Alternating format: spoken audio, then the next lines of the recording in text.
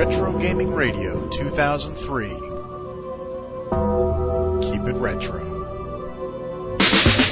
Retro Gaming, Retro Gaming, Retro Gaming Radio. Retro Gaming, Retro Gaming Radio. Retro Gaming, Retro Gaming, Retro Gaming Radio.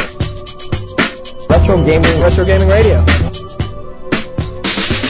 This is Don Bluth. Hi, this is Conway Ho. David Crane, the developer of Pitfall. and you're listening to Retro Gaming Radio.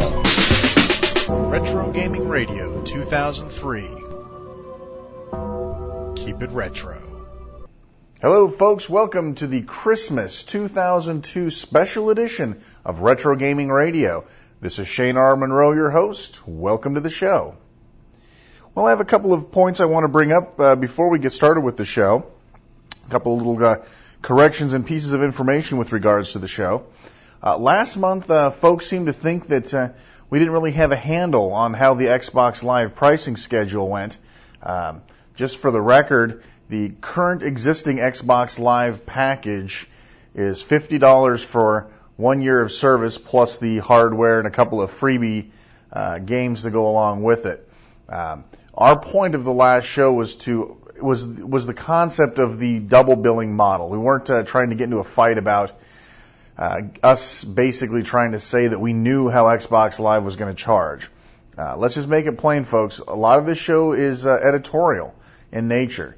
And usually, if you go back and listen to the shows, you'll find that I often go ahead and put some editorial commentary in there, such as my belief is or my guess is. That means that, I'm not stating a hard, cold fact. What I can tell you is that Xbox Live cannot survive on $50 a year per user. So that model will change. We just don't know how. But I did want to make sure that I put a correction in there stating that the existing model is currently buying the pack for $50 and you get the year service with. Something else I wanted to bring up, because I think a lot of people aren't catching this. I posted on the forums, but I better say it here. If you're getting the last part of the show cut off when you stream the show, remember, we're not big fans of Real Player over here. And this is one of the reasons why. It seems that Real Player, when you try to stream the show, for some reason cuts off the end of it. Now, it seems that how much it cuts off is sort of arbitrary. We don't really know exactly how much it cuts off, but it does cut off at the end. If you're not using Real Player to stream the show and the end of the show cuts off, please let us know. We'll look forward and see what we can do to try to fix that problem. But pretty much everybody who has used Real Player that has written in and said, yeah, I changed to Winamp and it's fine, that's kind of where we're at with that. We have a pretty nice little show for you, a little special edition show. This month's editorial rant has 3D gone too far? It's basically forcing flat into fat. And we're going to talk about that in a whole different perspective than we've ever discussed it before. We have an interview with Gary Goldman. Now, Gary Goldman is the second half of the Don Bluth Films team. Gary Goldman's a great guy. He gives great interviews, and he has stories that you just can't even begin to imagine. In fact, a lot of things that he says sometimes we can't always put on the air. But he's a great guy. And you'll have a fascinating time listening to his interview, just like you liked Don Bluth's interview. Of course, Gary Goldman was attached to all of the stuff that Bluth was attached to, including their movies, Secret and M, Land Before Time, Titan AE, and of course the Dragon's Lair Space Ace games. So I think you'll have a good time listening to Gary's interview. We are also going to have one of our most desired flashbacks ever. We're going to 8-bit flashback to Impossible Mission. Great little segment. You're going to like that. Of course, we're going to have the obligatory Bits and Bytes and more. So stay with us on the show. My commentary this month has to do once again with 3D gaming. Now, I'd like to set the record straight. A lot of people think that I'm against 3D. And in all honesty, I'm not. I believe that 3D is used in situations and it's used in manners that it doesn't need to be. It's signed off on that, if it's not 3D, then it's no good. And that's too bad. I think that a lot of people, a lot of the Generation Gimme group, won't even look at 2D games anymore. And if you look back, there's been, some of the greatest games of our time have been, of course, 2D games. And just for the sake of this particular rant session here, I want to make sure you understand that when I say 3D, I'm talking about perspective. I'm not talking about a 3D graphics mode, because you can have a 3D perspective, say a bowling game, that's not running on a 3D engine. It's actually built in on a 2D engine, but it's a 3D perspective. And for the purposes of today's rant, I want you to think, when I say 3D, to think about the 3D as a perspective and not as a graphics mode. Something that came to mind just recently, I was playing the new Scrabble 2003. And because I'm a Scrabble fan, both myself and my producer are Scrabble fans. And I was playing, and it's like, man, the graphics, I remember the graphics on the old Scrabble game being really clean. I mean, the tiles looked like tiles. The game board looked like a game board. It was very crisp, very clean. And this new one just didn't quite look very well. So I'm thinking, got to be some options for me to go in here and change, change the quality of the picture. And you couldn't. You were pretty much locked into what you saw. And I'm thinking, why is this? And I finally realized it's because the game is running on a three-dimensional engine. And they've incorporated a 3D ability with the board to be able to zoom in, zoom out, tilt the board, angle the board. And at first I was thinking, I guess that's kind of cool. And then I thought, but you know what? It's unnecessary. You know, if you ran a Scrabble board in, say, 1024 by 768, there should be plenty of room. You know, and there's always the obligatory hourglass or the magnifying glass that you could use on the board, I guess. But it occurred to me that Scrabble just isn't a 3D game. It never was. It never has been. And this new version of it just sort of stepped out and said, I am 3D just because. I'm not 3D because I need to be. I don't have a third perspective because it somehow enhances the game. A player's not going to get any better luck laying down letters by turning the board 180 degrees the other way or tilting it. There's really no value add here. There's a special effect at best.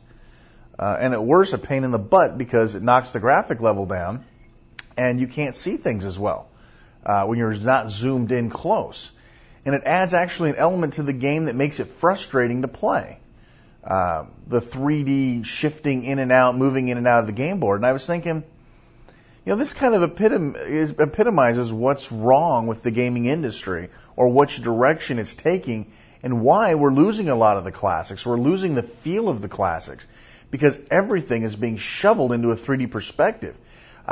Look at the attempts to turn Tetris into a 3D game. Not very successful.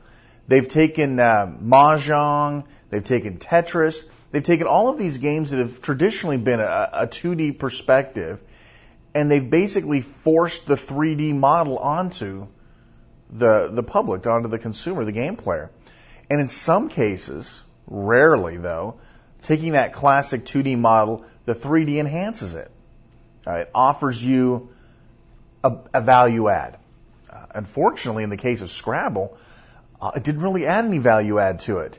And I was thinking to myself, now why would you make a board game, which is basically, by all definitions, as 2D as you can get, and turn into a 3D engine? I mean, why?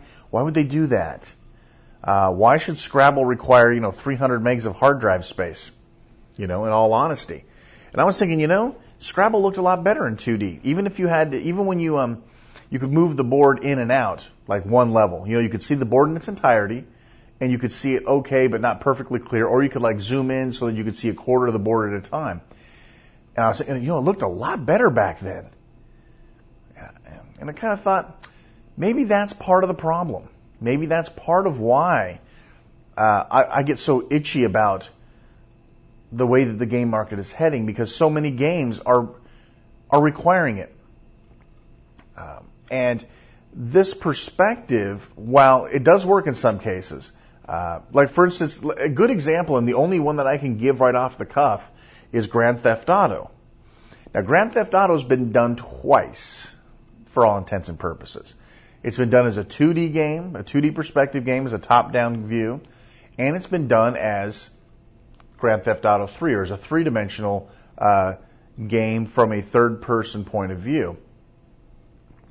And to be honest with you, I played Grand Theft Auto, the original, and I didn't care for it. I really didn't care for it. To me, the game simply did not work out in a 2D environment. Now, when I saw it and played it on 3D, as a 3D environment, all of a sudden, to me, the game came alive. It became what I had hoped it would be. And a lot of people are right. A lot of people write and say, well, Shane, Grand Theft Auto 3 is really nothing new. I mean, Grand Theft Auto 1 and 2 were the exact same thing. And it's like, no, it's not the same thing. There is such a difference in perspective. Just to give you an example, imagine a bowling game. Now, bowling is a game that really requires a 3D perspective. Even all the way back to the Commodore 64's 10th frame bowling, which to me is probably one of the best bowling simulators around.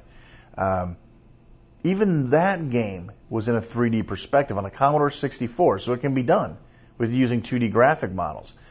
Capcom Bowling on MAME is a 2D bowling game. And frankly, it does not hold up against the other 3D perspectives, the indoor sports bowling game, 10th frame bowling. Basically, any bowling game you see is a third party perspective or third person with 3D perspective. And honestly, it doesn't work any other way. The only thing that made Capcom Bowling work is because it introduced a trackball. There was a unique gaming element to it, a different type of controller than most people were used to using. So that added the wild card to that made it fun and entertaining. I mean, look at The Simpsons Bowling. It used the same sort of deal, but it also used a 3D perspective, and I think it worked better that way. There's a lot of games. Look at tennis. A lot of sporting games are like that. Look at tennis. Tennis in a 2D perspective, it's Pong. I mean, more Pong than like Sega's Virtua Tennis is Pong, but it's a good-looking Pong, let's be honest. But it's really Pong, 2D tennis is Pong. So there's a lot of situations where a third perspective is required. Can you imagine playing darts in 2D? It wouldn't work. I mean, it just wouldn't work. So there's a time and a place for it. But now, more than ever, especially when you see games like Monopoly, Scrabble, board games. And I mean, they're called board games because you play them on a board.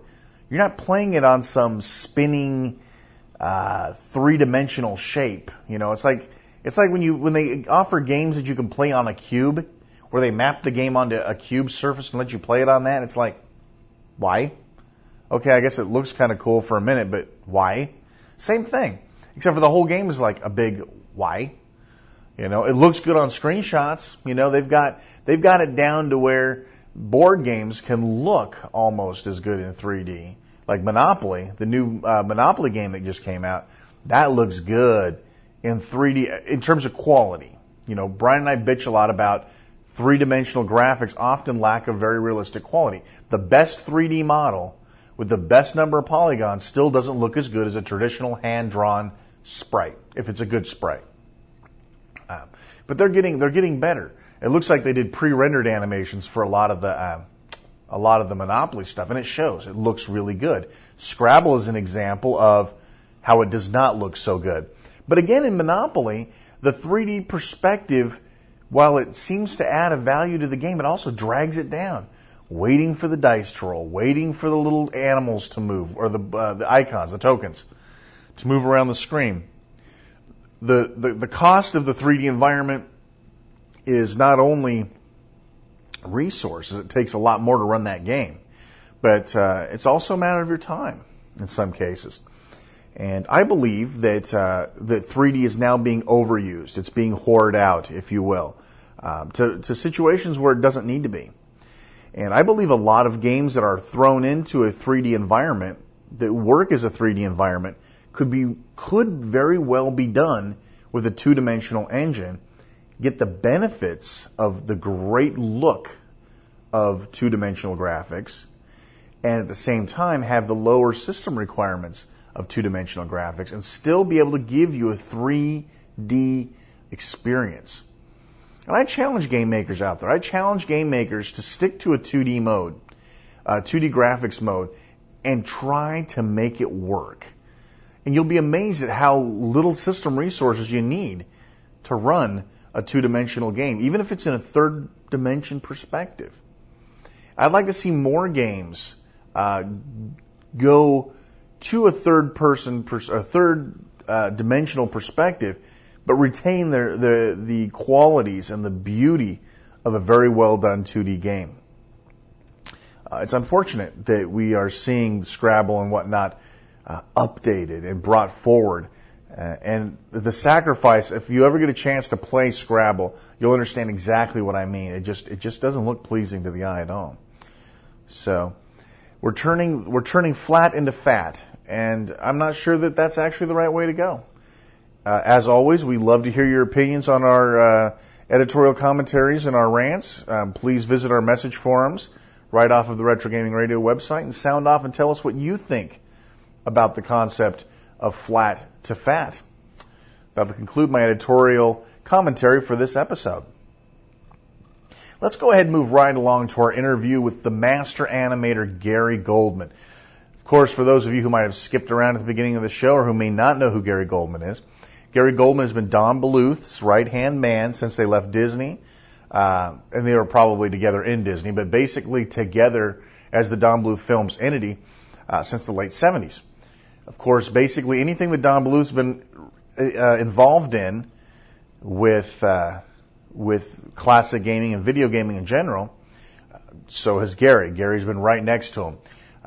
Don is sort of the monarch, and the Gary Goldman is the prime minister, you know. So that's kind of a relationship you can kind of look at, especially for those of you overseas there that live over, say, in London, in the UK over there. You'll know what I'm talking about.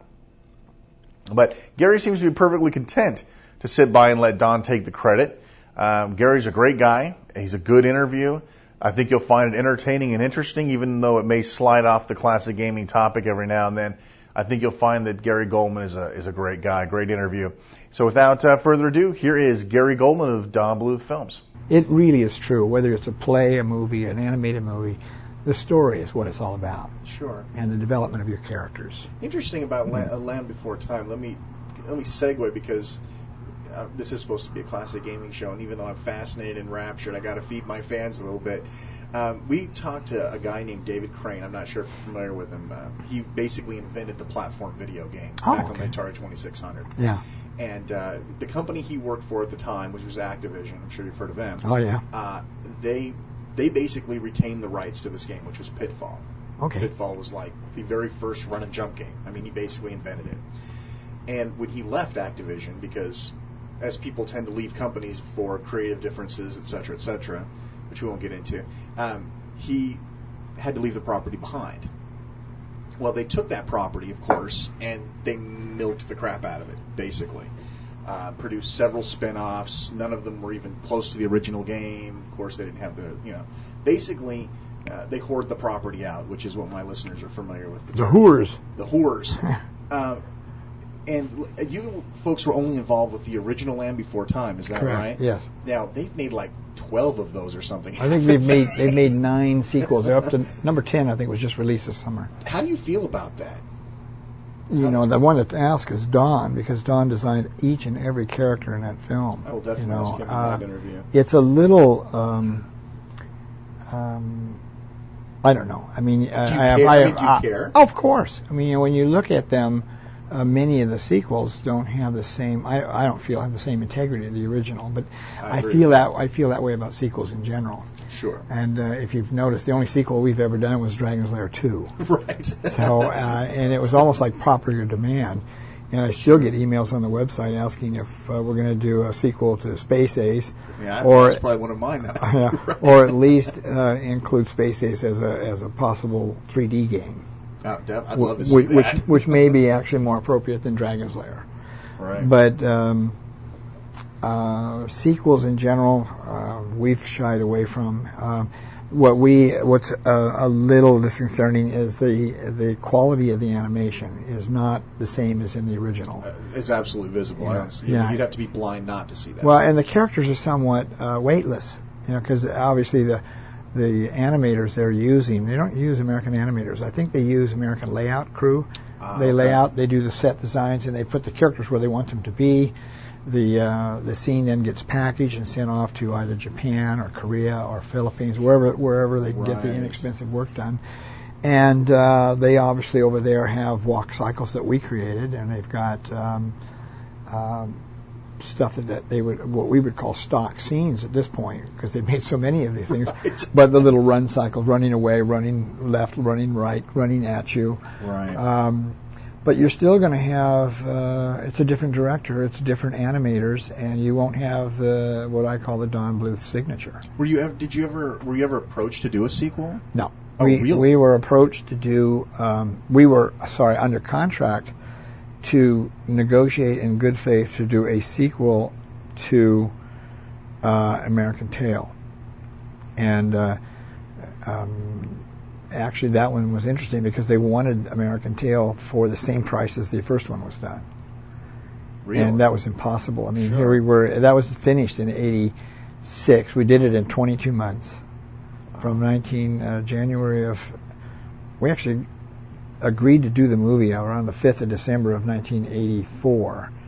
We had put the crew back together, and Don had 2 sequences boarded, and they were working on one of those sequences by January 20th. So like in 45 days from the day we said we'll do it, the animators were actually animating. Wow. So it had That moved pre-production, and we didn't wait for a final script. We were writing as we went. Wow. And it was like we were still doing it the old-fashioned way, which is you don't write the script. You write script as you go, but you allow the storyboard man and your animators to discover character. And you'd be surprised more often than not that a character other than your lead character becomes a surprising piece of work. That either is your comic relief, right, or a really cool character that suddenly, hey, this guy was only going to be introduced and is gone within 3 or 4 minutes of screen time. Right. And then you find that no, he's too entertaining. We need to include him all the way through the script. Right. If you complete your script first and say we're not doing anything until we get a completed script, you deny yourself that the creative process. Example: Secret of Nim. Jeremy the Crow in the book is only in the book two sequences. Right. But after we had recorded Dom DeLuise, He's just a stitch. And saw what the animator Linda Miller had done with this character, we all agreed, hey, this is our clown. And you'll find that Jeremy's actually in 7 of the sequences now instead of just 2. He's like my favorite character of the whole story. Yeah, but these are things that you discover in pre-production and in the ping pong idea of you animate some and you never stop writing script. You got to lay your story out. Sure. And but it may affect your script. Your character you may have a strong character that you can decide that, hey, let's write this guy more into the script rather than doing constant rewrites. Sure, exactly. You're knowing in the first quarter of your film where your key characters where they're emerging from and what's making them entertaining. This happened at Disney on the movie The Rescuers, where Wooly Reitherman, after he saw the animation of Evinrude, the little dragonfly that would drive him around on leaf boats, he says, that's our clown. We need him more in the script. So suddenly, Larry Clemens, who wrote this material back in those days, started including more gags and more visual. You get to see Evinrude more often in the movie, and storyboard men, everybody started jumping all over that. Is that something that's sort of gone now? The philosophy seems completely rigid now. Yeah, the philosophy is gone because the approach is now done through executive management rather than executive creatives. In other words, they may be creative. Not saying they're not creative people and they don't understand story, but they don't understand that old process. Right. And today. And I don't know about today because even at the the big D over there, they have laid off an awful lot of their creative, at least their staff of draws, not writers and stuff. But let's say they did have 600 or 700 people employed there, and they had just completed their work, Right. and the next project was not ready to go. Rather than taking 2 or 3 sequences in that script saying, we're going to retain these, so let's just keep rewriting and let the crew go on to these 3 sequences. They Right. can develop the characters. They won't do that. Huh. They'd actually rather, it seems like, they would rather put them on hold. They did this with us at Fox, where they wouldn't lay anybody off, but you might have a whole division, like a cleanup crew, 45 people, sitting there twiddling their thumbs Right. while they prepare the next project for them. It seems this is an interesting parallel with video games too, because that's what we deal with a lot, is that games have gone from being a creative product to a business model, and it sounds like the parallels between video games and film and the animation industry specifically, that it's become less of a creative element and more of a marketing producer. I mean, basically the reins are no longer given back to you guys that made the business, and instead you've got the marketing team dictating what happens. Well, you can't deny that marketing is very important, and but I do think that if they want something new, different, fresh, an artistic eye, or a writer's theme, it comes in and wow, this is new and fresh. Don't beat it up with management. I mean, what you want to do is just try to figure out a way to flush it out and let it blossom, But the idea of I don't think marketing should dictate what's going to be there, unless it's going to bring production money to the process. I'm now, when I say that, I'm referring to like a live action movie. They got a great new Eddie Murphy movie coming out. Well, they see a way of reducing their production costs by just letting Coca-Cola be in the movie in the background several times and get $1 million commitment from them for product placement. Sure. You can't really do that in animation because in most cases we usually deal in period pieces. We're not making movies that happen today. Right. I noticed some of that in because I find the script was interesting that you made. There were references, more modern day references that, like using a regular calendar. Yes. I mean, there were interesting pieces, and it's something that you pick right up on when you engulf yourself into that world. And I thought that was kind of a neat thing. Well, we think sometimes it's funny, It is. It's just you're completely out of the zone, I or even using using using dialogue that you would use today, which would have never been used. Oh, of course not. 400 years ago. So. But it's funny. Yeah. It is. I mean, it just. And I think we found that if you watch Shrek, which is a medieval concept, that they're using slang and colloquialisms from the 1990s or even 2000. Right. So the same. I'm not sure. I think you're probably right when it comes to video games because it has been so successful that in order to manage the sheer numbers of game companies and development companies that have been put together, think about it.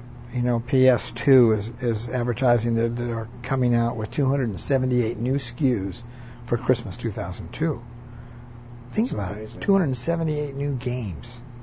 It's amazing. It makes my head swim. It's like, how do they manage all of that? Obviously, there may be 30 or 40 development companies out there developing it, but they have to assign what they call a producer to each of those games from the developer. Will have his own producer on staff, but then there'll be the publisher, say a Ubisoft or Activision, or in our case Encore. They'll assign a producer as well that's overseeing for their sake how the whole project's going, how their money's being spent, is it going to get done on time, the whole thing. In the film industry, a producer the term is getting bent as well, because a producer would be the guy that actually brings the idea, maybe even has an idea, might even contract a screenwriter to come in and write up the story that he has. Then he brings it to the studios, sells the idea, maybe even goes out and says, I want so-and-so to direct it. He might go talk to the agent of the director and attaches that director to his project, takes his screenwriter with him and his script and goes in and pitches the idea and says, so-and-so's going to write it. In fact, I've had so-and-so over here read it, and Kevin Costner wants to be in it. Right. Well, now you've got, maybe you've got a successful director that's been attached to it. The writer, they know who that is. Suddenly the thing starts to happen. Right. Today, you're not sure what producer means. Because I've seen situations where the producer that's named producer was running coffee last week. And so it hurts the idea of what a producer is. I remember an article, and it may go for games and film as well. There's a lot of parallels in what you're talking about. Yeah, there was a huge article. Is useful. Yeah, a huge article I think it was in the LA Times or Variety back in the late 80s, talking about executive producers. Because instead of them being experienced, knowledgeable producers who now moved into the next level, and maybe they're not actually active in kind of directing the director and overseeing, because the producer would oversee the entire project from money to final sound. Right. The director's vision is really assembling and directing the actors, because you also have a lighting director, you have the cameraman, you have all these people that are bringing their special functions to give cinematographer. Yeah, to give the whole thing its look. But the producer, whose idea it was in the first place, is overseeing everything. Right. Do you know what I mean? If he doesn't like what the director's doing, he has the power to fire him and bring in another director. Right. To get the concept from where it started as an idea to something that they all agree to at the end. So, but it's the same problem in the game industry, I'm sure, because as we get to the end here, like we have approval processes that we have to go through. Sure. That may not have anything to do with the developing team's vision. The vision, in this case, that Rick Dyer brought to us about how the 3D would be done. Right. In fact, I have to relate something to you back in '98 when Rick Dyer first came out to Arizona to visit Don and I and showed us a little 10-second clip of Dirk in 3D. And Don and I just sort of turned and looked at each other and went, well, no, but, and he said, well, this is just an armature of what it is, Right. And Rick's a good salesman, so he finally convinced us that, we should go. He says, look, we're not going to go anywhere unless I can put a deal together. So, he went out and went on the road to pitch the idea to possible publishers. But, I mean, that game today is nothing like what he showed us. And this thing, even a year ago, it wasn't what it is today. It has become quite beautiful. I've seen it about once a year since it started production. A couple of times at E3, they had some demos running. Yeah. And, of course, 2 years ago at CG, this last year at CG, and then, of course, the trailer that I just saw on the plug for Digital Leisure, the Dragon's Lair 20th anniversary set that just came out. Yes. They sent me a press copy of that. And the trailer on there, I've been interested to see how the game was going to be up to this point. It's not really my type of game. It's not the type of game a lot of my listeners would play. But it's Dragon's Lair, so there's that pulling that says, come on, you got to play this because it's Dragon's Lair. And up until I got to see that trailer, it was like, I'm just kind of reserving my judgment. But as soon as I saw the trailer, because that was, I'm sure you've seen the trailer. Yes, it's a 2-minute one. Yeah, it was long. Yeah. It had your new It's got the 2D animation and intercut with a 3D animation. Yes, yeah. It actually looked pretty good. I was like, whoa. When I had my friend over and I said, you've got to see this. This is totally killer. And he came over and he's like, I want this game now. And we've both been really wishy-washy about it. Yeah. Up until that point. And it's interesting because, like you said, it's been 4 years. That's unheard of for a game development cycle. Is it? Absolutely. I mean, basically, you've got a Christmas window. Well, we understand that, but but our expenditure compared to some of these games, we've heard of games costing $20 million to make the game. There are certain companies that can get away with that, like Blizzard, Sierra, Valve, who does Half-Life. We've talked to different companies, and some companies let you get away with that because whatever you make is going to make them so much money. It's basically whenever you get it done, we'll take all the money from it. We'll be happy. So you just take That's your time. interesting, yeah. And Valve can get away with that. Because they made Half-Life, and Half-Life's like one of the best-selling shooters of all times. And basically, they go in and they set their terms. They say, you can't have it at Christmas time. It's going to be an Easter release, and there's nothing you can do about it. And Sarah says, okay, we know whatever you turn out is going the to big roll. thing there is you got the same issues that are going to come up and with the sheer number of SKUs. Like a minute ago, Sure. I suggested that or mentioned that PS2 is going to bring out 270 some odd new games. Right. My point is that the reason Dragon's Lair actually hit hard when it did is because we actually promoted it like we would a movie. We had posters, Yeah, the movie if you've seen we the sent out posters. press kits to all of the newspapers. We sent out EPKs, which is electronic press kit, which are interviews. They got broadcast on television. So, Wow. the name Dragon's Lair became a household word over about a 3-month period in the summer of 1983. Yeah. Plus, it was the hit of the 1983 game show in New York, in Chicago. So I don't know how they promote these things. The games are just laid out there, and they're like going to a toy store. It's shoveled. It's shoveled out. Yeah, and that's one of the things that the show here talks a lot about is we feel that there's a really bad decrease in quality because here's what happens. In order to get that 270 SKUs, they're basically taking last month's game, repainting it, changing the name, and shoveling it out again. Yes. What we call engine whoring. They take the same engine that they used before. They slap a new coat of paint. I mean, and honestly, what the most popular genre of game is now is the basically run around shooting people game, the Doom generation. Basically a first-person perspective where you run through caverns and you kill stuff. And that game design hasn't really changed since it came out, like in the early 90s. Yeah. It's basically the same premise. You've got the same basic weapons. You've got the same basic thing. People continue to buy them. Over and over. True. I think that the audience, what we were most fearful of is that we didn't end up with another game that one of the reasons the Dragon's Lair was very popular. I mean, it just overwhelmed people with its graphics and what it looked like compared to everything else they'd seen at the time.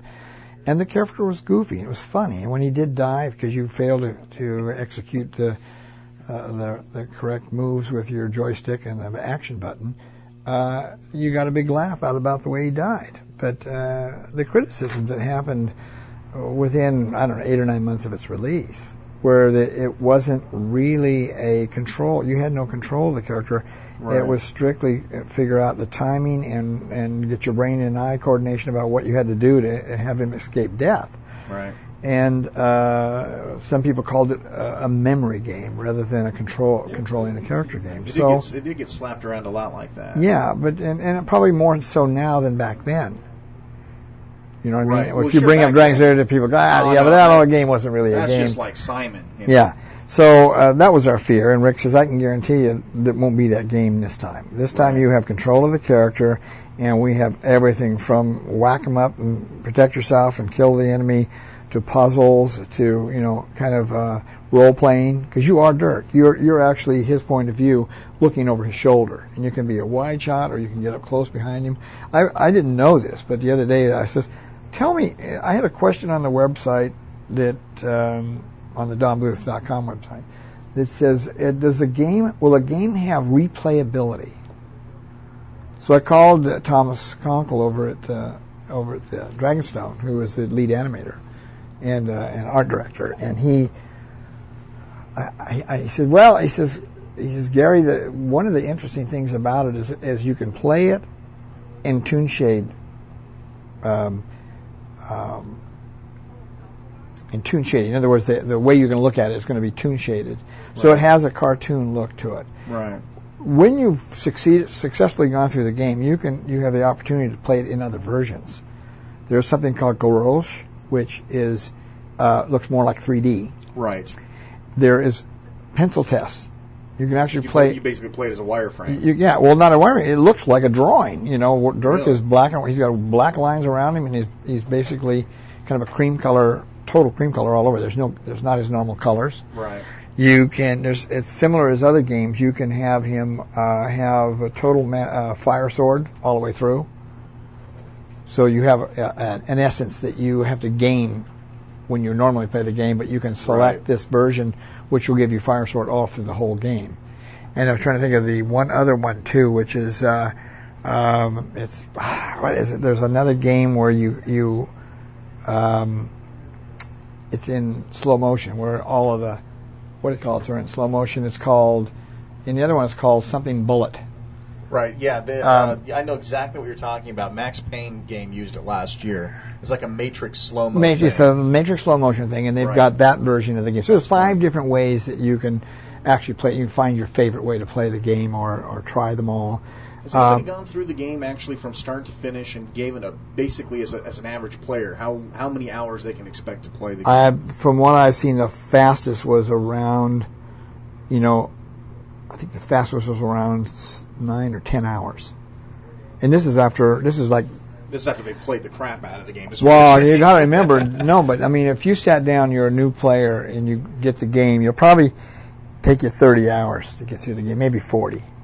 So there's definitely the value, because most games are linear now anyway for a single player model, and I always thought of the game the way it was explained to me at first when Rick was talking about the design, and we read the design of the game, read the design documents, and I asked the question. I says, "Well, is there any feeling of mist to this?" Oh yeah, you're going to be able to research all over the castle, and sometimes you'll go into a room and there won't be a threat.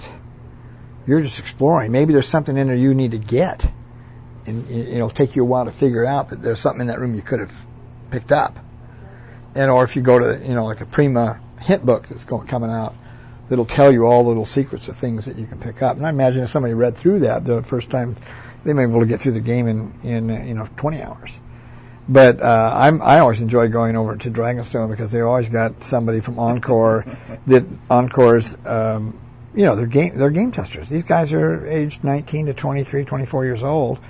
They're game freaks. They come in and they're just on that game 9 hours a day. They're all day long playing this game.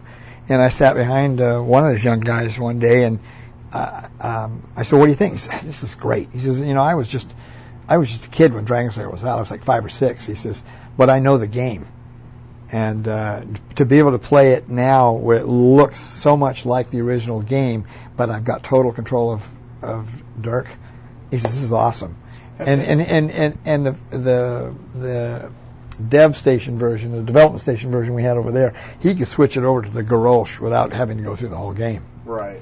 And maybe from that, I mean, obviously the gamers are at the end of every day they're making recommendations, or if they found a flaw, they make note of every flaw they find. Right. It could be an art flaw, something's aliasing or breaking up, something maybe Dirk isn't actually registering properly to climbing a ladder. Make all notation. All these are all bugs that these guys have to debug. Right. Or if you want to go into other mode and you do it and it failed 1 time out of 4. Anytime there's a failure or anytime there's something that doesn't seem right, these game testers make note of it. But I was very, very encouraged by the excitement that they show for it. And a few of the meetings we've had at Encore. Now this would be on the PS2 and the GameCube. They always, every time we went, they had at least 4 testers out in a kind of a bullpen area, all playing Dragon, and I could hear them chuckling and giggling, and these guys were not kids. We're talking people 25 to 35 years old that so the come in people as that were in testers. the original Dragon's Lair demographics are enjoying the game. That's right. That's right. That's going to be very interesting to see how that pans out. Yeah, I think the big thing is right now, for me, I don't know if I'm going to ever convince Ubisoft or Encore. The big thing is we need to get the word out, and it isn't going to be just through gaming magazines and critiques, because it really has to, at some point, we have to get some news out there. It's either going to be on TV or... to me, I'm surprised. I haven't seen a single ad yet for the game on television. I don't think there's going to be an ad. I mean, if this was a first-party Xbox game and they thought it was one of their top SKUs, I think you'd see that.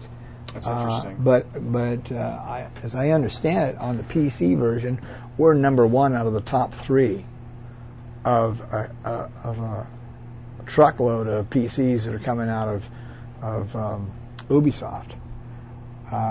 So they're going to give it some ads, but it won't be TV. It'll be the only people who can really afford to do the TV or first party.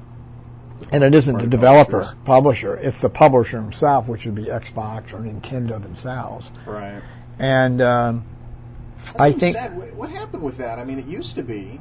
Well, you I can't... remember the 80s. I mean, at Christmas time and stuff, I mean, basically as you flipped the channels, it was a constant video game commercial. Well, maybe on some of the tech TV shows and stuff like that, but on mainstream... network stuff.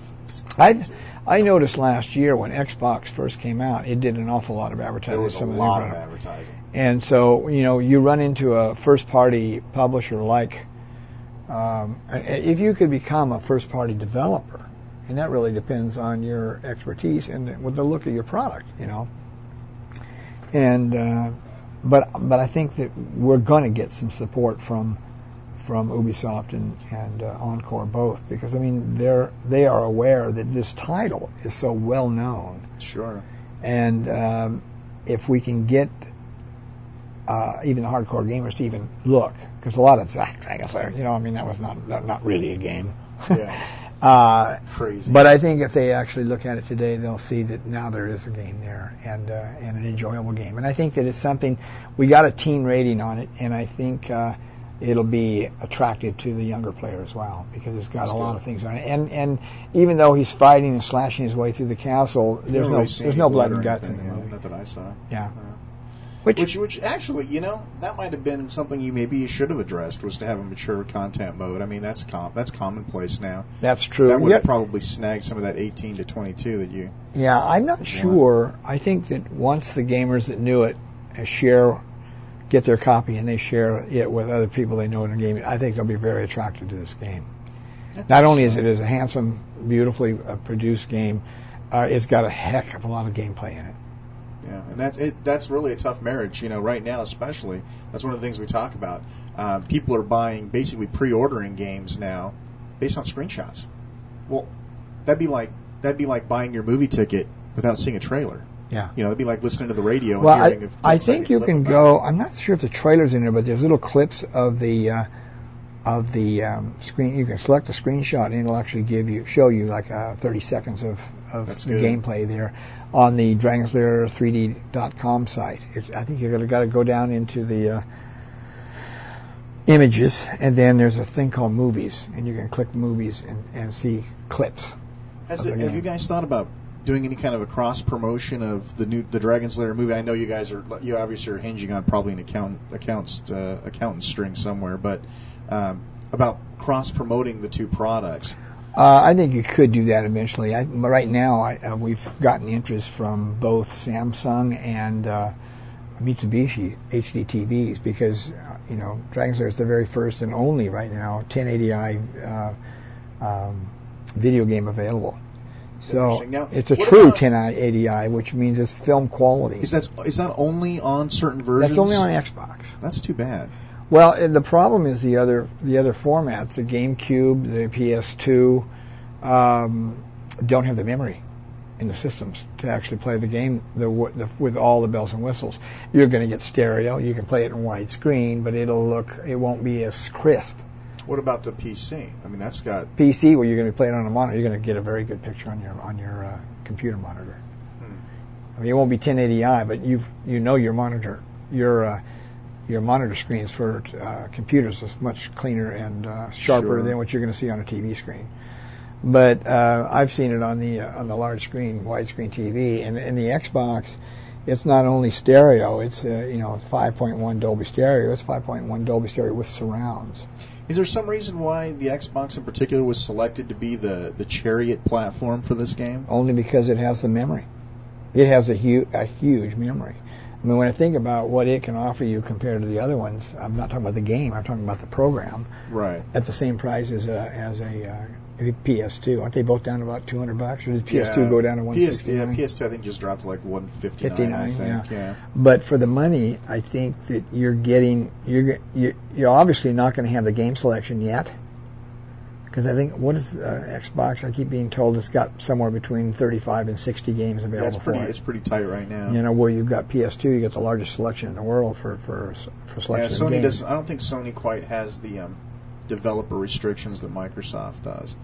Well, Sony's got the hugest number of selection of games, so obviously that's one of the reasons it's the most popular. Sure. PC would be second. I don't know in sales, but I know that as far as if you've got a personal computer, most of these games have been made available for the PC as well. Right. And then you get down to GameCube and Xbox, who I think are running neck and neck with somewhere around 5.5 million units in the homes worldwide, and with projections of 14.5 million within the next, somewhere between 10 and 14.5 million within the next 12 months. But you compare that to 32 million PS2s in the world. Yeah, the numbers and then you take the number of, and I think the reason that most of the people select the PS2 is because of the serious number of games available to them. Yeah. But I think in the future, people are going to end up with both because unless PS2 increases its memory, some of the games will not play as they'll play, but you won't have all the bells and whistles on that PS2. Right. I think the other side of it, and one of the reasons we're probably the only 1080i game available, is because if it wasn't for the Xbox, there'd be no reason to make a high definition video game. Right. How do you see it? How do you watch it? It's true. So I get excited about. I'm always involved in our films on the sound side of it and in the final mix.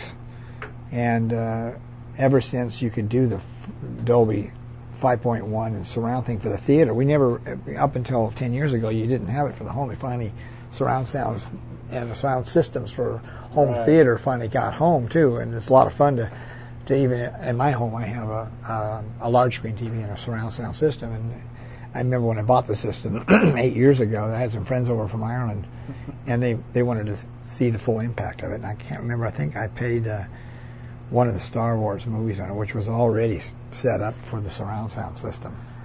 And it blew them away. I mean, something would go through the room, and you'd hear the sound effect go right on through the back of the room. And that's what's going on here. So that at least in the Xbox version, if you're searching around the room and there's a torch burning on the side of the wall there, and it goes off screen right, you hear the sound of the torch go on around the back of the room. But how many people actually, I mean, I wouldn't imagine. That seems interesting that they'd focus time on that.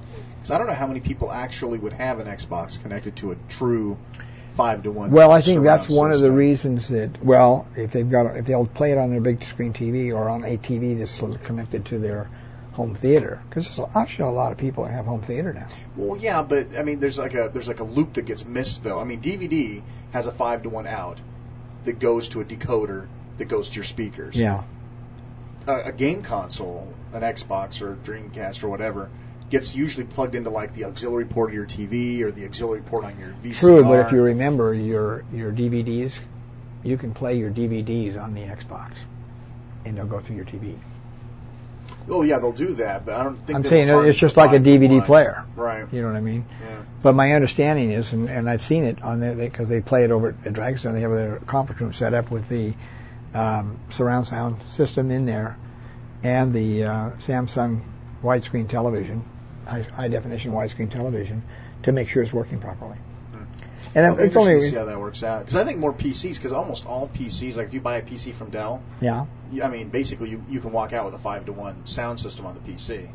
But do you know where some of your listeners might go? Look at this new Intel Pentium 4 demonstration. Go in there and press games, see what you see. Is there Dragon's Lair 3D in there? Yeah. Fabulous. That's great. Yeah, and I think That's good exposure. they said they were going to run that and it's the only game selection when you actually push games. Really? Yeah. That's nice. That's what I'm told. That's and some good cross. That's some good it's advertising. a great piece of audience awareness because I mean people will go into computer stores and they'll test all the different things that are on the selection list there, and that was interesting because they came to Ubisoft to get that, and that's nice. And I've been told that it's going to run from mid-October through April.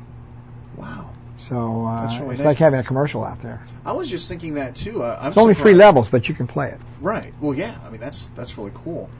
You know, something that I thought when I saw the trailers, I was thinking, I would be totally blown away if I went to the movies and saw Spider-Man or whatever, and this trailer ran as a preview. You think so? I was just thinking, because I mean, I actually, I played on a computer with 2.0 sound, and I don't have anything spectacular, and I thought that's how I previewed the disc, and I said, I got to take a look at this trailer on my 36-inch Wega, with the 5-to-1 and everything. And I popped the disc in there, and I watched the trailer again. It's like, I would just kill or die to go to a movie, and see this trailer running before a movie. Yeah. And I was thinking, I wonder if you guys are going to do that. It's interesting. It's interesting. I don't know. All of it with these people, it all seems to be out of the gate. If it comes out of the gate strong, then they're willing to go spend some money. That's cool. In the film industry, it's the other way around.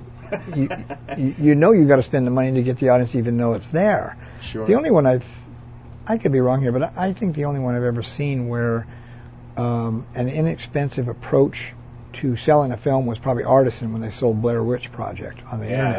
I have to admit, that was clever. I didn't care for the movie, but it was clever. The movie was nothing. In fact, I heard the actual more professional work, because the team that made it for under $100,000. Oh yeah, I understand they had to take the camcorder back. The camcorder that shot the whole show, they got it from like Circuit City. Yeah. They couldn't afford to keep it, so after they shot the movie, they took it back. That's an interesting story. That's so funny. I wonder who ended up with that camcorder.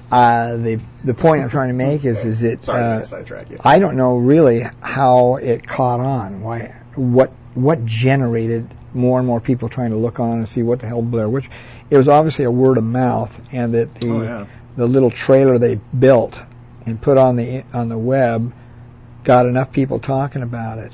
But how did they go to the site in the first place? Yeah, I mean, it's got to be handed around. Yeah. You know, internet's my business for the most part, professionally speaking, and that sort of promotion. I mean, you're entering a field with a video game that's there's not a bigger river to jump into right now than video games. I mean, I write games on the side. I struggle day and night to try to get my game in front of anybody.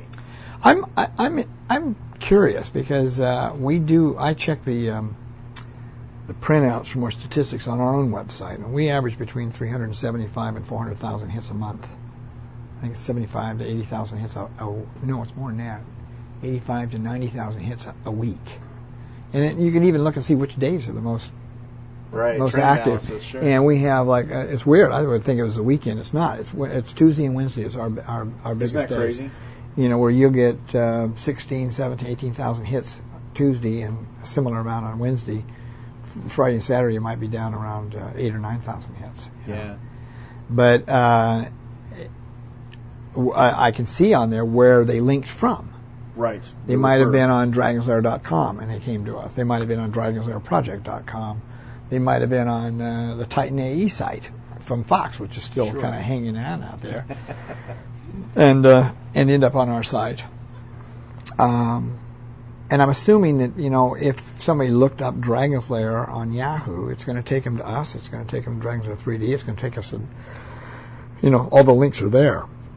So I'm assuming that those sites should be getting a lot of hits. And I agree with you. I don't think that trailer's even on any of those sites. I don't think the trailer's on dragonslair.com. It should be.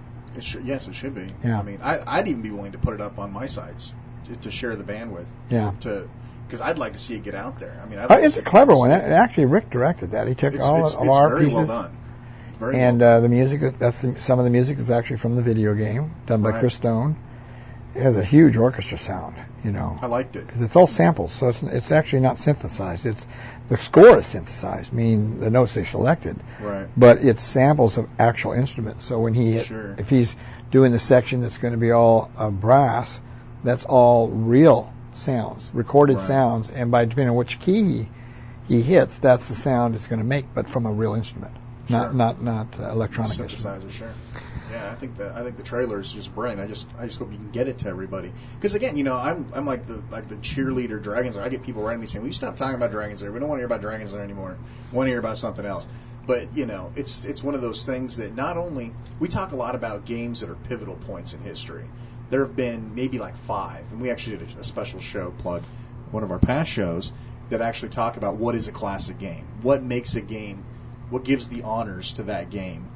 And Dragon's Lair was, of course, one of the ones that took a point in time, and everything's, you know, basically like a gravitational pull. As games flew around Dragon's Lair affected how the new games would look. Yeah. You know, Mortal Kombat was another example. You know, there were fighting games before Mortal Kombat. Yeah. Mortal Kombat changed the bar, and now almost every fighting game has something to do. Well, with and I think Kombat. most of the games now they're going to extra distance to make them as believable as possible, using motion capture, things that will make it artistically look better. I mean, when you get away from the stick figures and the little crisscrosses you saw back in the early '80s, you know, that when Rick Dyer came to us to do this one, we scratched our head. We knew we could animate. We knew we would be able to animate. We just could not figure out how it was going to be made into something that would be a piece of interactive. Even though, you know, we understood Did he bring games over to you like Tomb Raider? Because I mean, this is basically what we call a Tomb Raider game. No, well, a lot of our staff had all played video games. Obviously, I worked 12 hours a day making the film and Crash for the other. But and I had a growing young family at the time. Sure. And Don lives in the film world. I mean, not as far as looking at everybody else's filmmaking techniques, but ours. If it's not executing the process, meaning doing the storyboards themselves, it might be laying in bed at night going, I got a problem on page 36 of this script. It's just not working. What am I going to do? And then he'll wake up at 4 in the morning and turn on a light and write down a thing where you think, actually dreaming about it. Turn off the light, go back to sleep. Or in his case, sometimes he would actually just stay awake. So, I can't wait to go in and see if everybody else likes this idea. Do you think there's a shortage of that sort of thing? I mean, just in general. I mean, not just necessarily in animation. Just I in think movies. You mean in creativity and the thinking process? There's like, for example, Wes Craven. I'm sure you're familiar with him. He does horror movies, and basically he's the same way. Basically he wakes up from a nightmare and writes down what he. Well, I think you're going to find out that's the advice. If you went to a seminar or an hour talk, a creative talk at a film school by Wes Craven or by Josh Whedon or even us. That would be some of the things that we actually try to remind people to do, that you do have to focus on, if you're going to make anything happen, right? You have to, it's not just coming up with the idea. How are you going to get the idea from A to B? And are you going to devote yourself to it? Are you going to go the extra mile to make things good happen? And you'll find, I wish I was Wes Craven. Well, Wes Craven probably has a life like we do, whereas you're just, in some cases, people look at me and my own family and go, you don't have a life, you live for what you do. Well, I certainly don't have a life, so my listeners know that. But this is your life. This is my life. Yeah. I mean, this is what I do. I could be at home sleeping right now. Shane Monroe, this is your life. This is my life. I two classic games, and gaming is very personal to me. Yeah. And just as animation is, that's just, I could run a whole show just on It's interesting. We're getting a lot of questions on our website about animation now and about what we think is the fate of traditional animation versus 3D animation. I'm actually surprised that you get that much mail about it. I'm really amazed the number of people that are in love with animation, and they say they just don't feel the art is in 3D. It's there. It's just they're not seeing it. It's not the same. I don't see it either. I'm one of those few people. And I think that in many cases, they're still limited by the process itself. Some of the better animation that you're seeing in CGI is from traditional animators who've made the crossover. Sure, and sometimes you can see that. Yeah, sometimes it's apparent. because they understand all the principles of animation. Sure. And especially the number one thing is caricature. Are you caricaturing your character? Right. Is it an exaggerated character? Are you being are you going over the top about, selling what this character is all about? I don't mean the way he moves, although it's part of it, Sure. I watch a lot of baseball, and I can tell on our home team who's up to bat, whether I can see their face or not, just by their body motions and the little things they do over and over and over again, so that there's a part of their activity just moving around is helping describe their character. Right. And as an animator, that's what you're constantly looking at. I remember our other partner on Dragon's Lair, John Pomeroy, could watch you for about 10 minutes and then imitate you. Really? That's how observant he was to all the little things you do. That's wild. And I think that's the key to a good animator. He's a person who watches people and maybe even analyzes the psychology of the person, but a lot about their little movements, the quirks, things that are going to give your character some caricature. Do you find that you make these on your own, or do you borrow from real life a lot? I already borrow from real life. Yeah. When we were at Disney, we had each of us had our own clackety-clack movie-ola from the 30s. And we didn't have, we had Super 8s, didn't have video. Video really wasn't in yet. And if it was, most people couldn't afford it. Sure. And we had mirrors. I had face mirror on the side of my desk that would stick out, and I could do all my expressions in the mirror. And then I was my own model. Right, if you had an action you were having difficulty doing, you might ask the animator next door to come in your room and act the thing out for you. So you can see and it. Then, okay, let's do it again. We'll do it in slow motion, and I'm going to do a bunch of thumbnails of each of the movements you went through, and the way your legs crossed over as you turned, the way your body turned, and and how I'm going to exaggerate it. And I would do a bunch of drawings about as big as a 50-cent piece. Sure. And then you try to execute it on your animation paper. In some cases, we'd go to the extent of getting a Super 8 movie camera and film ourselves doing it, and then look at it in one of those little tiny viewfinders that are about 3 inches square. And in fact, on not on Dragon's Lair, but on Secret of Nim, John Pomeroy made himself up like Nicodemus. He had long fingernails. You guys have a picture of that somewhere? Yeah, we do. To see that. We do. And Don's mother made the costume and the cape. Wow. And we went out, and it was a breezy day, and John says, "Hey, it's a perfect day, let's do this." And he put on his, I think it was either mascara or something, and went into all of his wrinkles on his knuckles, so that when he got this back, he could see all of the, because, if you remember, the owl and Nicodemus were very similar kind of mystic personalities. They were, And they, even though they had different voices, were suggesting maybe it's the same being. Right. But they had arthritic knuckles and feet, and both of them walked with the same limp on the same foot. Nicodemus had the cane, or the stick that he walked with, and the old owl, and he just had his heavy limp, which was all a reflection of the crippling arthritis that John Carradine was suffering. Because when he came for his recording session, he came in and he was just limping, and he apologized for being late, and he says, I'm sorry. He says, I drove myself down from Santa Barbara, and he says, and I've got rheumatoid arthritis. And he showed us his hands, and his knuckles were just enormous. And he says, it's very painful. And we said, man, I can't believe it. And he goes, well, you should see my feet. And they're tied up in those shoes. He says, they're worse than my hands. And he did. He walked with a big limp. And did you guys write that into the character? We wrote it right into the character. Really? Because it just seemed, it made him more interesting when we met him. I mean, he was such a great actor, a Shakespearean actor, actually. Sure.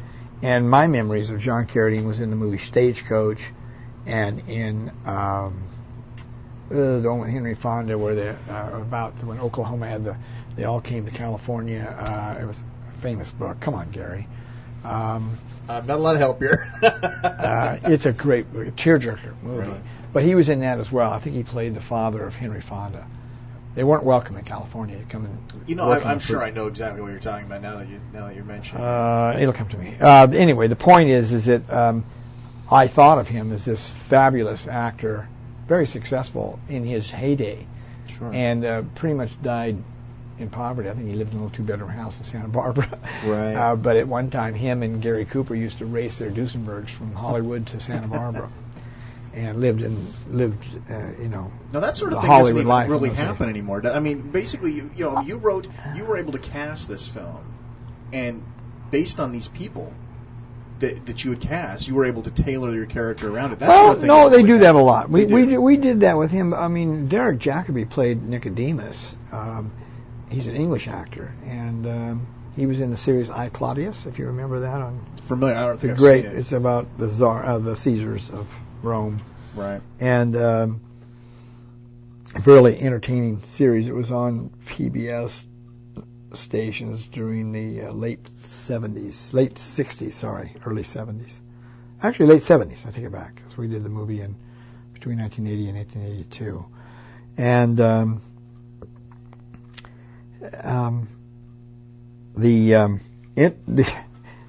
you said they don't really do that anymore. We do, and I think Disney does, take on some of the actor in the characters. When we did Anastasia, Meg Ryan, her strange little hairstyle she always has, we tried to incorporate that in the character Anya.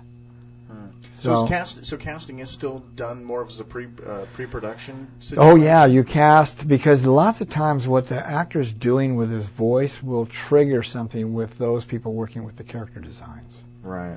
And, there's a lot of things that I know that Don pays attention to, and we pay attention to here in the way we approach it, and right down to the costume. All the elements of the costume are going to help shed light on what that character's all about. If you remember not Nicodemus, but Mr. Ages, he was a little alchemist. Not an alchemist, but a chemist. Right. Well, he had all the little trinkets and stuff around his waist and little pouches and stuff that would be appropriate for his role.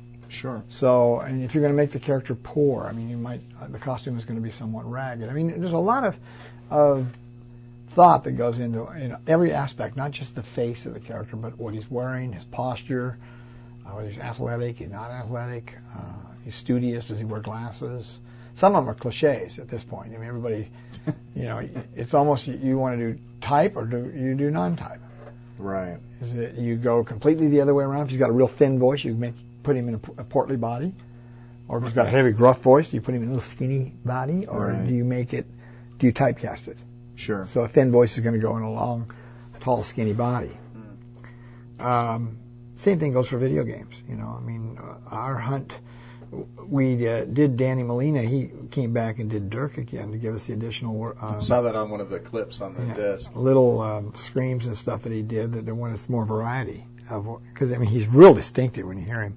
And Vera Lanford, who was the original Daphne, came in, and within a couple hours, Will Panganiban over there at Dragonstone, he called me. He says, her voice is different. I'm not sure it's she's different than it was before. Different than it was before. Really? She says, we're not going to be able to use it.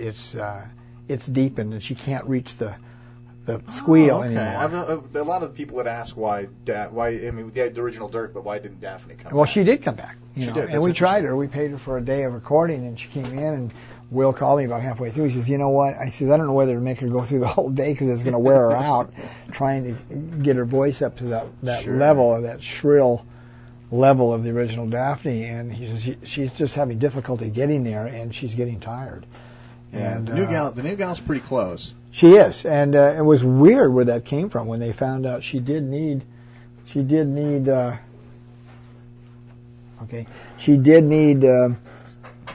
be so close to the original, and they tried out a few people, but this girl turned out to be in the same building. She's not, and they're out there in Diamond Bar, California. Wow.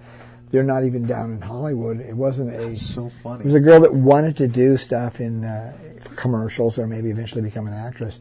But they were talking to her and said, your voice is interesting. And they played Daphne for us. Can you talk like that? And she went, bam! She just sort of hit it really close. Wow. So, and I know Don was the most skeptical. I had been over there in a couple of recording sessions with her because I played the part of Mordroc in the new game. I'm the voice of Mordroc. Cool. And Don came over for we were doing a meeting to listen to Chris Stone's music. So Don wanted to come over there, and Chris was very anxious for Don's musical. He wanted Don's endorsement of what he'd done. Sure. I mean, she came over with Thomas Conkle and Will, and she did a little bit because we were recording some additional lines of her, and Don went, wow, she's really close to what Vera was. So, now, if you don't mind me asking, I mean, you can just give me an approximate. About how old was the original Daphne? Has she aged? I mean, well, it's 20 years. So Vera, when we did it, she was probably 22 or 23 at the time. Gotcha. So now she's in her early to mid 40s, and it's just what happens with your larynx. Sure, things change. You don't have the same range. Back in those days, I'm sure it was just fun, and to get her in there now would be a chore. You know? Yeah, and sure, especially absolutely. if you couldn't actually come up to that easily, that it became, it was work to get there, that it would be tiring for you. You might have to do it over a 3 or 4 day session rather than just one. Sure. That's interesting. But the idea that they can mix these voices into an interactive continuity, right? Where if you're going to take the character left and go into a different room than where you went over there, the computer has to call up what's going on sound-wise in there. Right. So I thought to myself, as the editing issues have to be extremely complex on giving a video game this much what I would call film quality, with good sound effects and good music, and looping that music so that it can hook into itself whichever direction you want it to go. Right, yeah. It sounds like it's going to be quite a masterpiece. I'm excited to see the public's reaction to it. I'm very excited to hear. I mean, the critics found out that in the other, not Encore, but the Ubisoft side, which is the Xbox and the PC, when they did their press tour in New York City, Dragon's Lair was the one most asked about. Really? Yeah. The press was just anxious. What is it going to be? You know, because they remember the old game, and I think everybody that loved the old game or even cared about it, whether they liked it or not, but they thought it was a milestone, wanted to know, was it going to look as good as the original? And it looks gorgeous. You know, I mean, the backgrounds and taking the original backgrounds, they took all the original backgrounds over to Dragonstone, scanned them all in, and then they enhanced them. They actually took them and put them, you know, they didn't just strictly map them onto the 3D environment grids. They enhanced them and made little mapping tiles so they could do entire walls that would look like the hand-painted backgrounds from the original game. Wow.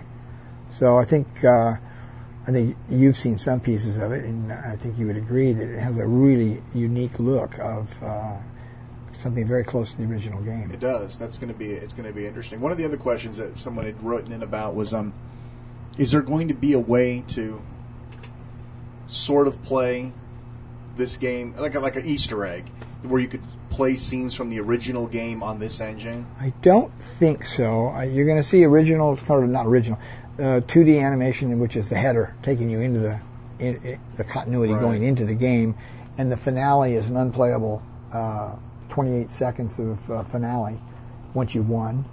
There's a second disc in there that's a lot of backstory and history and interviews with all of us, actually. Cool. So I don't think that's in there. There's enough of the old game. In fact, I think David Foster and Digital Leisure is coming out with a 20th anniversary edition, which of the original arcade version of the game. Right. Yeah, I've seen that. I think Rick told me the other day that they shipped 5,000 of them 2 weeks ago, and they were sold out immediately. Yeah. So, yeah. Well, I'll actually have a review on the show. I'm not sure when this interview will play, but I imagine that I'm going to do the review probably before this plays, so it'll be all moot. But the disc is actually, I don't know if you've gotten a chance to actually get a copy of it and walk through it. No, I got an email this morning that David was sending us copies of it. Wow. I mean, they actually took all the deleted scenes from the game and we gave them those. We had those here. That was wonderful. You know, I have to admit, I liked the music and the feeling about when the death sequences and the regeneration sequences. I liked the deleted ones better. Oh, really? Yeah, that kind of that melodic sound when he came back to life. You know, I'm not sure that was our old music or if David's crew came up with a new piece of music for it. I liked it. It was it plays both during like the final death, when you do a final death in that room on that background, and then it also had the life regeneration, but it had the little Dirks running behind it instead of the corpses of the Dirk. Well, there was two. There is two. There's ones that are corpses, and there was Dirk in action. Yeah, and they were going in two directions. Right. Yeah, that was there in the original game. The running back, the running. Yes, corpse? because as he died away, then the corpses were going across. Right, there was corpses, down. But when he came back to life, there were running ones that were behind him. Wow, I'm gonna have to go back and review the original game. I think there's a thing tonight too in Hollywood, some sort of celebrity fashion event. And they're having a Dragon's Lair. Actually, we're providing it from Diamond Bar. Rick has provided the original video game to be there, and we're also, Mitsubishi is supplying all the large screen, widescreen TVs. Nice. And either Ubisoft or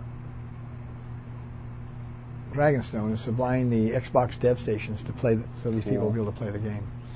Well, you know, I would love to just continue to sit here and yap, because I could do this all afternoon. Yeah, but I know you've got to get your going. audience is probably going, come on, let's talk about something else. Trust me, my producer will chop this up, and he'll end up making it a piece that's more suitable. This is Shane R. Monroe with Retro Gaming Radio with Gary Goldman of Don Bluth Films here at their offices in Phoenix, Arizona. Thank you very much, Gary, for being in with us. We want to thank Gary Goldman for coming in and actually letting us come to him, in this case, down at the Don Bluth Film Studios in Mesa, Arizona is where they're actually located. They let us come down to the studio and interview him. If you missed the Don Bluth interview, it was a few months back. We do still have that episode online, but do remember we only keep a year's worth of archives online, so if you haven't heard the Don Bluth interview, it's a great complement to this interview. And I think you should definitely go back and check it out if you like this interview. It's time for an 8-bit flashback. On this month's Flashback, we're going to take a look at a great classic game that so many of you have written in about and wanted me to review on the show. The title is Impossible Mission from Epix, released in 1984. This was in the Epix heyday, just around their game series where they just released summer games and blew everybody away. And then out came Impossible Mission, the game that everybody's played but nobody has beaten. Well, at least nobody I know personally has beaten it. Well, Impossible Mission wasn't really impossible. If you were one of those thousands of people that pirated the game, it might as well have been.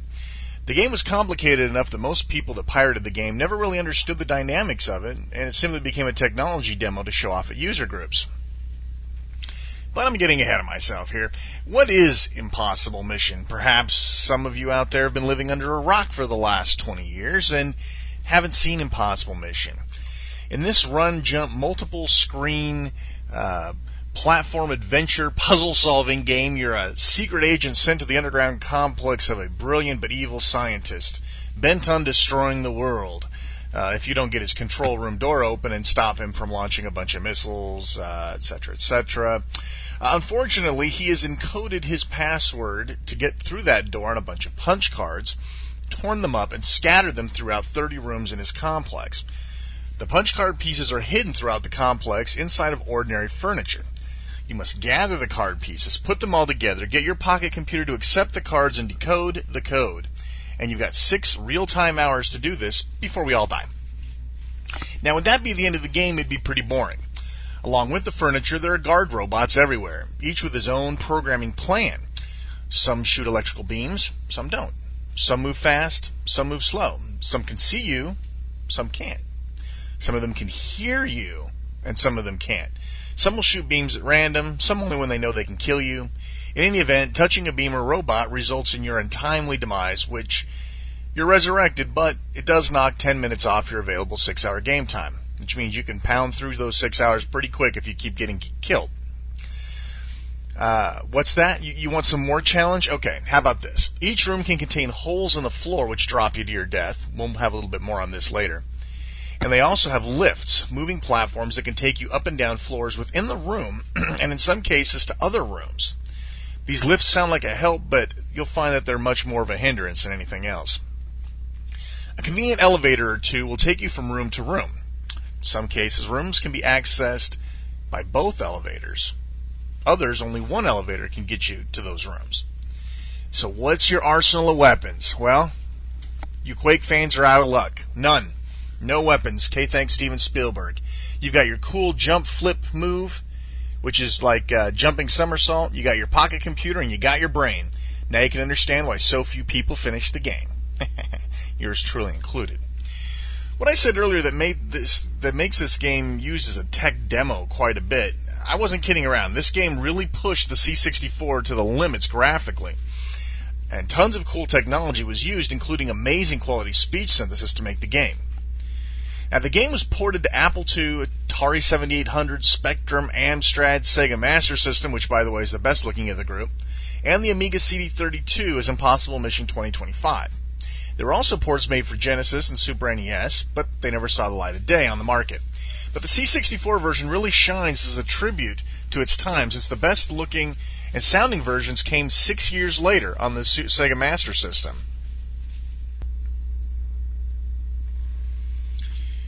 It was last messed with back in 1993, which is the CD32 version, which I have. Even though the game load screen was amazing high-res and clean for a C64 game, and it immediately made you pay attention, when the game loaded and you hit fire, and the sound was always cranked up really loud at the meetings, of course, the immortal phrase was spoken, "Another visitor. Stay a while. Stay forever." And you were immediately slapped upside the head.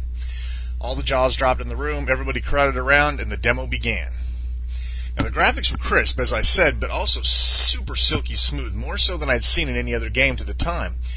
The player did a jump flip with many frames of animation, and yeah, the guy was pretty much taken directly from Summer Games, the other title of Epix of superior quality.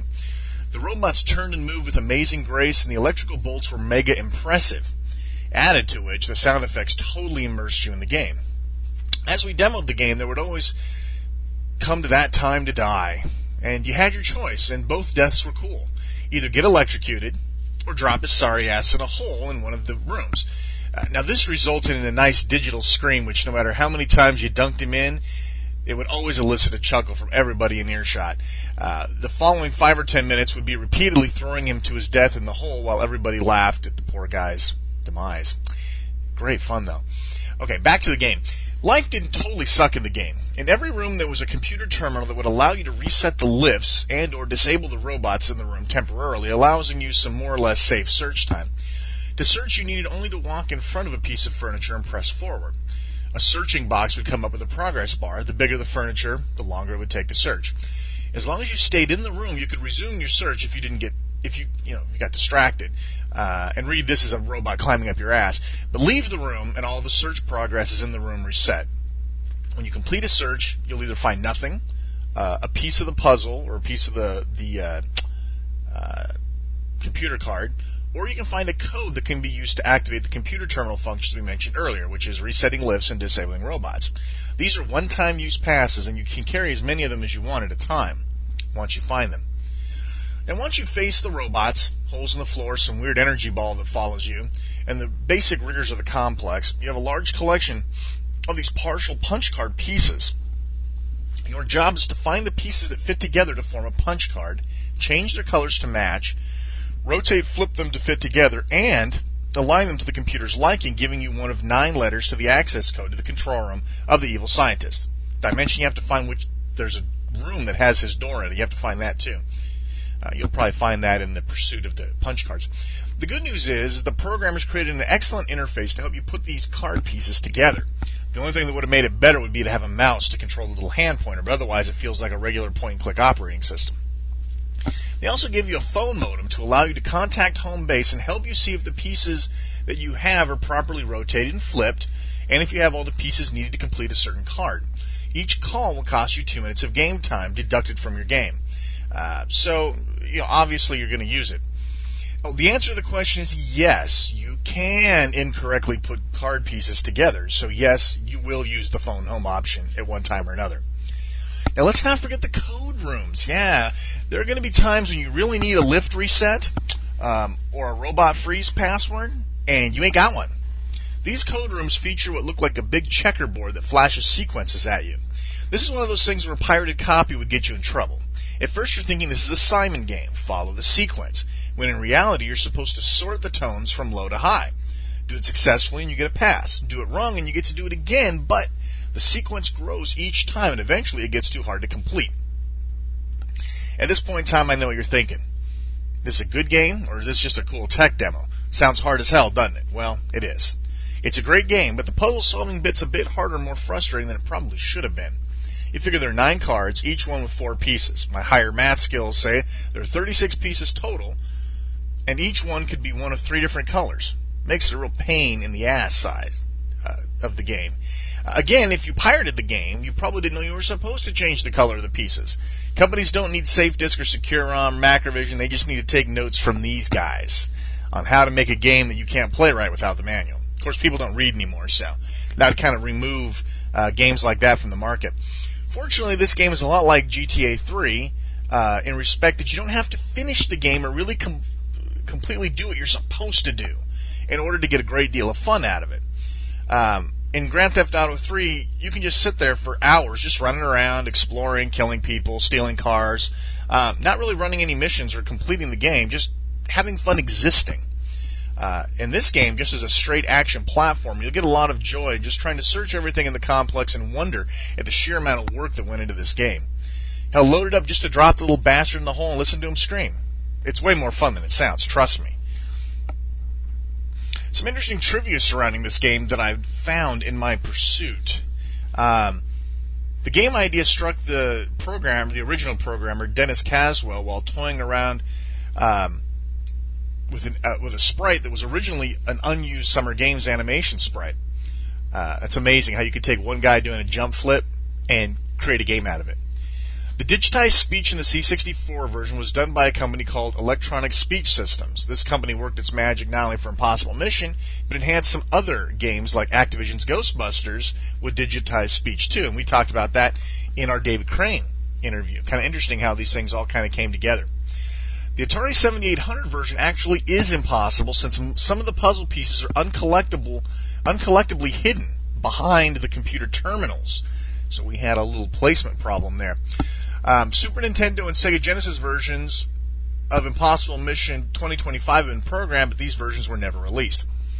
Of course, there exists a CD32 version of Impossible Mission 2025, which was enhanced in numerous ways compared to the normal Amiga disc version. It has different end boss, and if you beat him, you're rewarded with a 1-minute movie sequence. Additionally, the complete music of the CD32 version was real audio tracks played directly from the CD, which is very cool, because I do have that version. Now, knowing that trivia, I'm going to have to go back and look at it again. Let's see. Oh, the Apple II version, incidentally, for those of you who are the Apple II versus C64 kind of people, the Apple II version was only about 90% graphically accurate, about 50% sound-wise, but the entire game was indeed there in its entirety, so they didn't slouch any on the game thing. So that's pretty much it, folks. I mean, there's not a whole lot more about Impossible Mission to talk about other than how much fun it really was to play and how it really sort of changed the slant on what games looked like and how they played. After that point, Access, which I don't even think they're around anymore, they're the ones that came up originally with Leaderboard Golf, 10th Frame Bowling, Beachhead 2, I don't know if they had anything to do with Beachhead 2000. I didn't see anything about Beachhead 2000. That was another game borrowing situation there. But basically, games started getting to that point to where sprites, a lot of work went into the sprites, how smooth they were, the speech, the special effects. Basically, after Impossible Mission, the big boys started upping the quality of their game, which kind of makes Impossible Mission one of those... well, it wasn't Impossible Mission that started that. Epix did start that with the Summer Games series, which came out first. But Impossible Mission really took the cleanness that Epix promised and brought it to another level. And Impossible Mission's a game that if you've ever played it, it sticks with you forever. You know, there's some games that you don't remember tomorrow that you played, but with a game like Impossible Mission, you know, you remember it all the time. Now, according to the general public, the best version of the game to play is the Sega Master System one. So if you've got an emulator for Sega Master System, then you're all set. I'm going to give you a link to the page I got a lot of this information from that has downloadable versions and screenshots. Frankly, I really enjoyed the 64 version. I didn't get to play the Sega Master System version, but apparently the Sega Master System version has the exact same feel to it as the 64 version, just has better graphics. So you might want to take your pick if you're planning on trying out this month's Flashback, which was Impossible Mission from Epix. Let's move along to the Bits and Bytes section. Of course, the Bits and Bytes sections are little pieces of information, little trinkets of goodies that we managed to glean from the internet over the course of between the last show and this one. We got some interesting things to talk about this time around. Again, this is a special episode, so we're going to try to keep it kind of short. If you haven't been watching the message forums, the Retro Gaming Radio message forums, apparently there's a new sort of powered bright LCD display. I think it's being developed by Kodak, if I remember right. And basically, these are low power, full color, like active displays. And they're basically being shipped for uses in digital cameras and all this other stuff. And Kodak actually said that they're releasing it to a secret company, and they're 2-inch screens. So my guess, and the guess of a lot of other people, is these are probably going to be made into new Game Boy Advances. Now, we all know that Shane likes the Game Boy Advance, but Shane likes to have it backlit. And the Afterburner isn't necessarily the most elegant solution. A pre-made solution from Nintendo would definitely put me in a Game Boy Advance right now. Until then, though, you know, we've got to watch the clock. But it'll be interesting to see what happens. My guess would be, too, that maybe Nintendo's not the only one that's getting these things. I'd actually like to see one go into an Atari 2600 portable. With the apparent success of the Atari 10-in-1 and the Activision 10-in-1 controllers that have gone out, it seems people are definitely in the market, and Infogrames is noticing that people are in the interest for it. So who knows? Maybe we'll actually get to see that after all. I'm going to put a link up to TierraTainment.com. Now, what these guys are doing are taking the old King's Quest games, written by the original Sierra Group, which are basically what they call 2.5D, which means it's really a flat screen. It's a flat perspective, but you can move the guy in and out of the screen. I believe that Paul Norman called it 4D when he made Beyond Forbidden Forest, which uses a similar sort of perspective. But basically, what they're taking these old King's Quest games, the originals, and completely retooling and revamping them, giving them a complete new modern look while retaining the exact same feel and logic of the game. Which is one of the things we always talk about, how to do a remake right, is to basically not leave the gameplay alone, improve the aesthetic value of the game. And they're taking it one further by actually putting in more gameplay elements, like new puzzles to solve, things like that. So we really look forward to seeing what the company does now. Now, well, us in particular, we're not necessarily King's Quest fans, but if they continue to move on past King's Quest games, who knows what they might come up with and how they can apply this. And they look to be doing a very good job. So if you're at all interested in that sort of thing, I recommend you take a jump over to that link. I'd like to, every month in Bits and Bytes, I'd like to take a moment to honor a site that has been around a long time. It's really given back to the community. And this month it's going to be Lemon 64, and I'm sure almost everybody in the sound of my voice here has been to Lemon 64. If you haven't, I'll provide a link for you. Lemon 64 is pretty much the ipso de facto Commodore 64 gaming site. They do have some legal downloads, but it wasn't like it was in the old days where basically every game was linked and downloadable. But there's extensive information available about just about every game on the planet for the Commodore 64.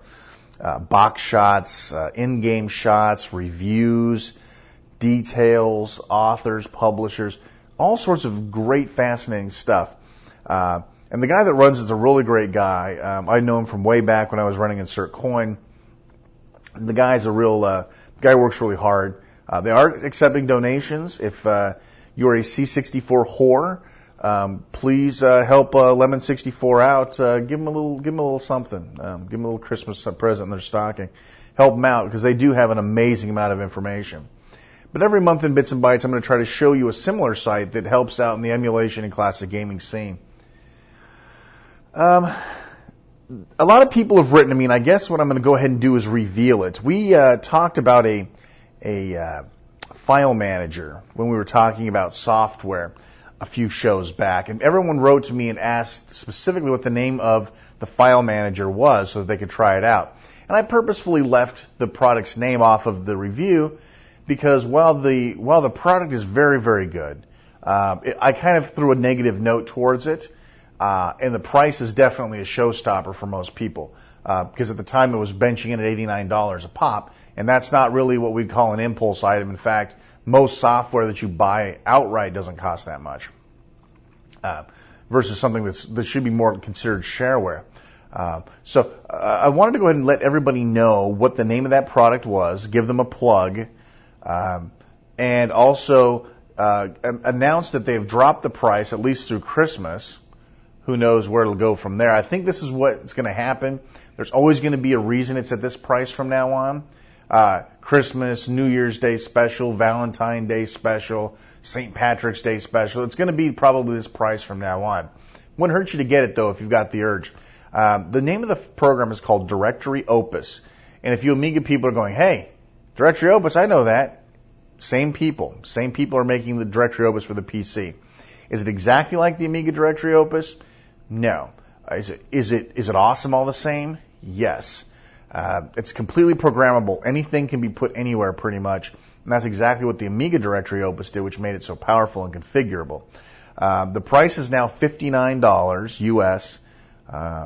There's an exchange rate because they're in Australia, so you've got to work it out to Australian dollars. But right now it's like $59, which frankly, folks, I know that's a lot of cash to part with. But when you start breaking down the individual components of Directory Opus that make it awesome, the dollar amounts add up. If you say I'm paying $5 for the file manager, $5 for the search tool, $5 for the mass renaming tool, I'm paying another $5 for the FTP part. I'm paying another $5 for the picture viewer and slideshow viewer. If you add it all up, the value's there. But $59 is still a little hard to part with. Their site, of course, is is Dopus, or Dopus, as we like to call it, dopus.com. So you can go there and check it out. They'll have screenshots and downloads. Get the eval, folks. They don't bug you at all. I think they pop up like once or twice during your evaluation process. They come up and say, hey, this evaluation will expire in X number of days. I think they give you 60 days. 60 days is a long time, folks.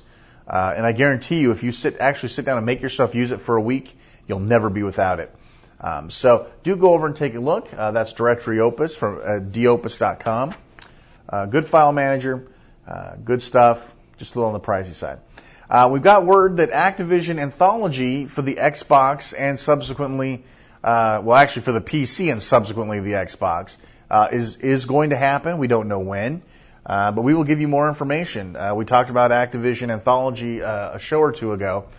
Basically, it's like the ultimate emulation package, which contains tons and tons of value-add stuff. So if you're not familiar with it, definitely check it out. Right now, it's only for PS2, and we're really hoping that we'll get it for the other platforms as well soon. Apparently, the PC and the Xbox version will have more enhanced features, more stuff, more videos, more goodies, more games. So we're excited about that. Next little bit I'd like to talk about is the Dragon's Lair comic. Now, a lot of people have been sending me saying, hey, Shane, did you hear about this? And yeah, I kind of get first-run news from Team Bluth and from Digital Leisure. The Dragon's Lair comic, first of all, is being done, I believe, by MV Productions. They do some other comics. I think they handle the Masters of the Universe comic and some other stuff. And you can go to their website at mvproductions.com. They don't have any word of it up yet about Dragon's Lair. And basically, people were sounding excited about it. And I got to tell you, honestly, I'm not sure yet, because drawing stills is a lot easier than drawing animation and making it feel and look like the original. But Don Bluth's not tied to the project, folks, other than, being part of the company that gave them permission to do it. And I'm sure they get a check for it, but this isn't Don Bluth work, folks. So don't get all excitable just yet. Now, they may have some very talented artists that manage to recreate him very well. If it's anything like the Saturday morning cartoon, well, it's not going to do very well. Don Bluth fans are a loyal, freakish, clannish group, and the concept of actually letting somebody else draw Dirk for a comic book would be like a music band breaking up, and the drummer gets the rights to the music group, and he reforms the band under that same name. It'd be like Van Halen without Sammy Hagar or Eddie Van Halen or David Lee Roth, but yet it's still called Van Halen. I have a feeling that they may sing the same songs and cover the same songs, but it's just not the same. And I think that's how the Dragon's Lair comic book's going to be. Of course, I'll probably get my hands on a copy of it and review it for you anyway, because I know how much you guys love me to talk about Dragon's Lair. But hey, all the news that fits. Let's see what else I got on my little ticker here. X Arcade, the makers of our one of our preferred arcade controllers, is actually making what they call the X Arcade gaming cabinet.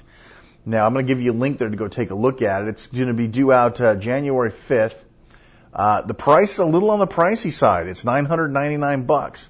But you need to go check out the link yourself. It's basically, you know how they have these little video game entertainment systems you like roll next to your TV that have drawers that you can put your Nintendo and your game, your PlayStation, all that stuff, and basically organize it.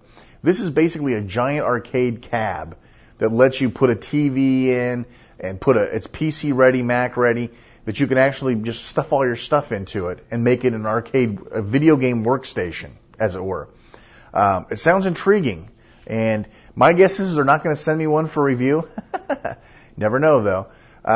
So basically, it's going to be a fashion your own opinion sort of thing. It looks like you just drop your X Arcade right on there for the arcade control, and you're good to go. But do check that out, and we'll have more for you as we know more.